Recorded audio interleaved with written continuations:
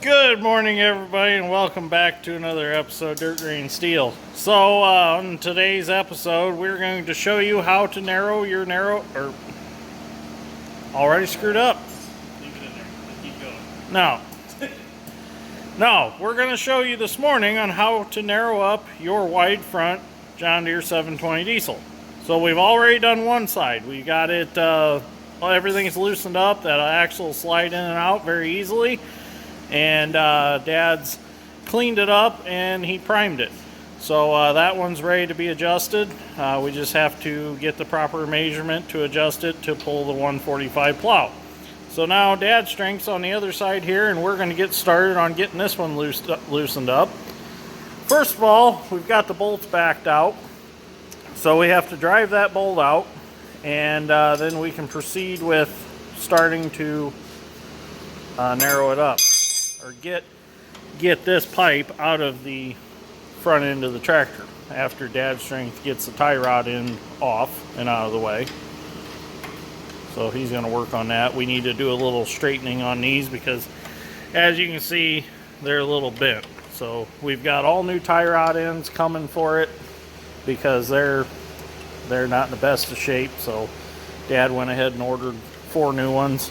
Show them that side's all straight. The other one's on the bench.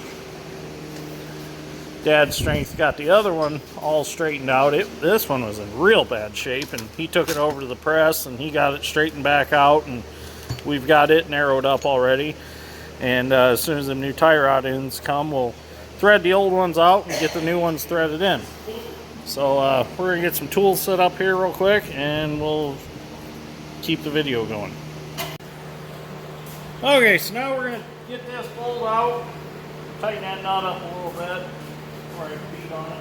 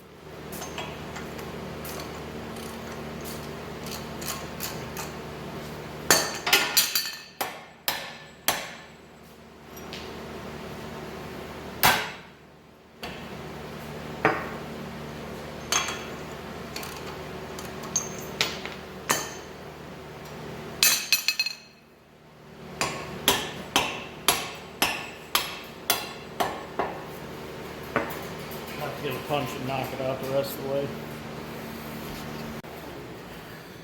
Well, I got me a punch now. I'm gonna finish driving that out.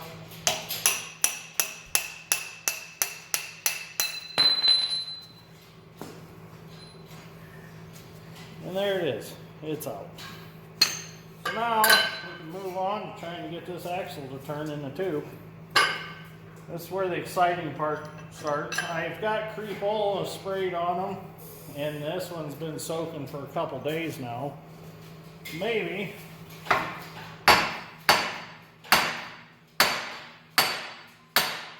wishful thinking. So we're gonna have to get some heat on it, get the porter power on it, and see if we can get it out. Okay, so what we're doing now is I'm putting a tire, and we're going to temporarily put the tie rod in back on this side because we need to be able to make this side so it is supported because of the way that the method that we're going to use to get this side loosened up. We're going to make this side so it stays nice and safe and we don't have to worry about the tractor falling on the ground. So before we do this, I'm going to run and pick up the new truck that I bought, and then we will be back and we will get this finished up.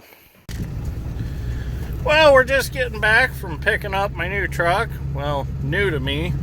It's not a new truck by no means, but it is a 2001 Ford F-250 Super Duty with a 7.3 Power Stroke diesel in it. Very nice truck. The cool thing about this one is gold and black. My other one is a Lariat also, and it is black and gold. So I got the opposite color scheme, which is pretty cool. But this one has way less miles than my other one does. And this one's a lot better shape as far as body-wise. My other one's pretty, well, it's got the typical Super Duty cab corners and rocker panel issues. But I got this truck over at Bluebird Ag. They specialize in crop dusting with airplanes and drones. So if you ever need that done, any aerial application, get a hold of Bluebird Ag. They are wonderful guys to work with. We've done some business with them and just outstanding to work with. So if you're here in Indiana and you need aerial application, get a hold of Eric Howard at Bluebird Ag and he will take care of you. So now we're back here at the shop. We'll get back working on the 720 project, and we'll get a little video of the outside of the truck because I know a couple guys were asking about the truck. But it's very nice. I like it. Nice and clean in here. It'll be nice to be able to leave my other truck hooked to the seed tender in the spring and leave all my tools in it and stuff. And be nice to have a clean bed when I want to go get some lumber or some furniture or something. So this will be my truck that I drive back and forth to the shop and just use for, you know, hauling certain things and stuff like that. Well, here she is. Drove really nice. I'm going to get the Power Stroke tow mirrors for it, and I'm going to put some different tires on it and get cab lights and everything. So I'm happy with it, very happy with it. It's already got the tinted windows. It's even got a crop duster airplane sticker. I'm going to leave them on there. I like them. So everybody's going to think that I'm a crop duster pilot. No, I'd be too scared to fly. So, okay, let's get back in the shop and get back to work on the 720. But we'll do some videos on the truck later when I get some stuff for it. And, you know, I'm thinking about putting a some sort of Tonahue cover on it or something, you know. So, probably not going to put a toolbox or anything in this one. But, like I said, this is going to be a truck that I, you know, travel with and stuff like that. So, anyways, let's get back in the shop. Well, I suppose before we go in the shop, I'll show you the color scheme difference. So this is the Lariat black and gold, and that one is the gold and black. So that's the kind of difference. But as you can see, my cab corners are pretty well gone on this one, and behind the fender flares, they're not the greatest. And you know, the bed's always full of stuff from working and stuff, so it's going to be nice to have another clean truck to drive and just keep this one for work. Because, you know, if you followed my videos, you know this poor truck, it goes through hell sometimes. Getting drugged with the excavators and the dozers and stuff to get it to places to get fuel. Or I accidentally back it off river levees once in a while and then drag it out with a hoe. So, anyways, let's get back to work on the 720. Okay, so now we're back working on the 720. So what we found works really good to get these broke loose is we take one of these pry bars, like I carry in the excavator for lining up my bucket pins, and we shove the point through the hole in the axle, put it on one of our big jack stands, and what we will do is we'll heat right here, top and bottom, and then we'll set the tractor down on this with the floor jack, and it'll put pressure on it. And if it's anything like the other side, it popped loose and we could rock it back and forth. And then you gotta have one of these. What do you need a Tootsie Roll for? That's for you, for energy. Oh, thank you. Yeah. So Grandpa Ed's here doing the topping and taping in the drywall in the bathroom. Well, in the rest of the rooms too. He's doing a beautiful job. So we'll be able to get this all painted and get working on our next step to the getting the shop, office, bathroom, and break room all done. So anyways, we're going to get the rosebud and get some heat on this, and we'll see if we can get her broke loose. Once we get her broke loose and get it to turn a little bit, then we'll take the porter power in between here, and hopefully we'll shove it right out.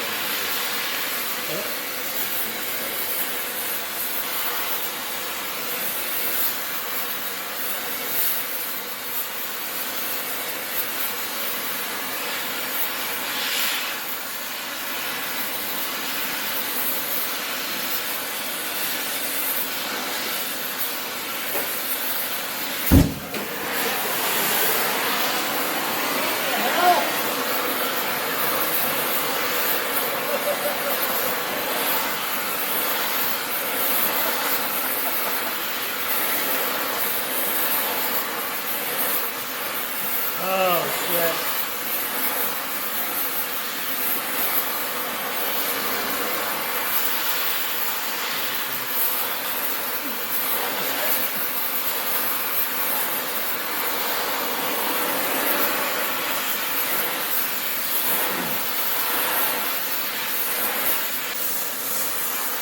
So once you think you've got the top good and hot, go to the bottom and heat for a while.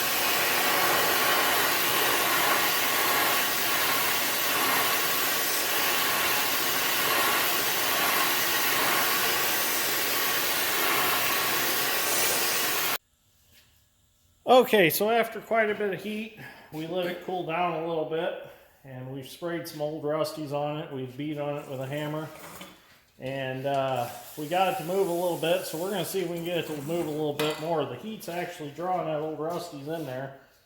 So I'm going to drop it down a little bit with the bar on top of the jack stand to turn it. So we'll see what happens. Oh, look at there. It's turning. Going to turn some more. It turned a little bit. So now what we'll do is we'll jack it back up. We'll take our bar and we'll set it back on the other jack stand. And we'll turn it back and forth a couple times like that. Now, I don't suggest doing this with a bar that you found at Harbor Freight or somewhere that sells cheap tools. This is a very high quality bar, obviously, because none of us have worn it yet, or it hasn't went flying across the shop and in the wall. So let's see if we can get it turned this way. Once we get it rocking fairly good, then we'll stick the porter power in there. Watch yourself. I can't see because all the smoke. And there we go, it turned again. So we're using the weight of the tractor to turn it. So now, I think what we'll do is, I think we got it freed up enough, we'll get our porter power stuck in there, let it cool off a hair more, so we're not ruining the porter power, and we'll get her shoved out. Go back up their level. C-channel. Oh, the C channel. Well, get the porter powder over there. He's got Put the C channel on there. the C-channel on there. There you go, Matilda. You don't need to do this.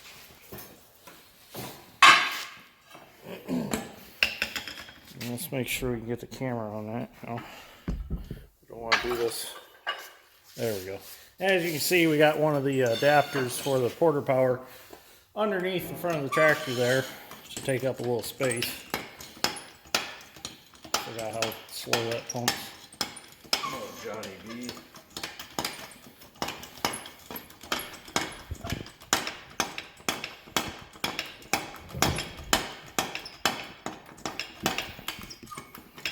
Couple hundred more strokes and you'll be there. Yeah.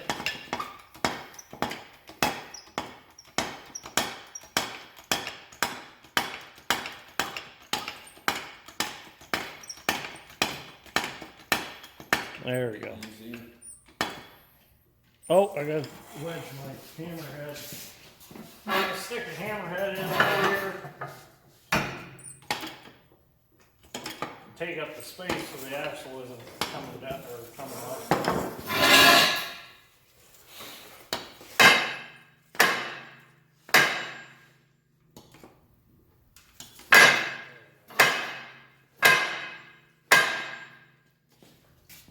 Going.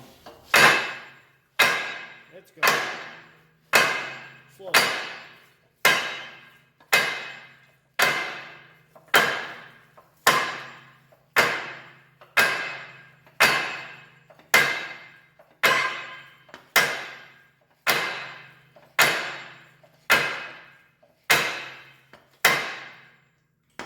about a half a hole now.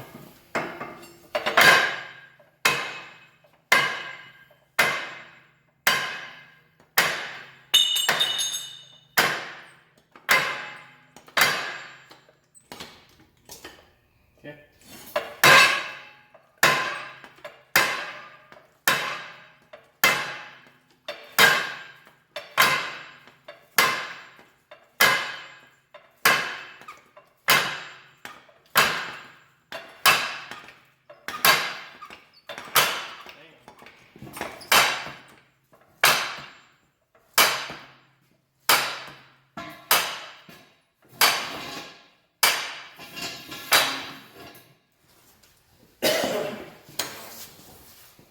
I figure I better put that jack stand under the tractor for a little bit more safety on that side.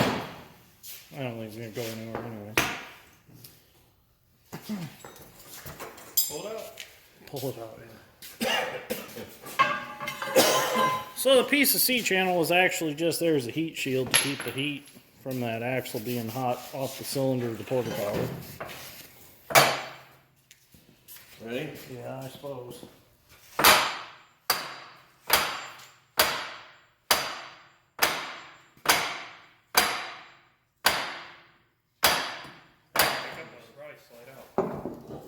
There we go, it's out. So now, take a bar hone in there, we'll clean the tube up really good. We'll clean that pipe up really good and get them painted with some good primer and get everything cleaned up, lubricated, and then we'll get our front axle set for plowing and we'll be done. Get our new tie rod ends put on, and Dad's Strength got the one tie rod bar all straightened out real nice. So once tie rod ends come in, we'll be able to put it back together. Well, if anybody was wondering, this is what they look like inside. So it's not actually all the way through the same diameter. It's only the outside, what is that, 6 inches, 7 inches is all that is the same diameter of that. So that's all you really got to really heat to get it to come out. So we'll get that cleaned up, anti-seized real good, and hopefully we won't ever have this problem again when we need to change the spacing on the tractor.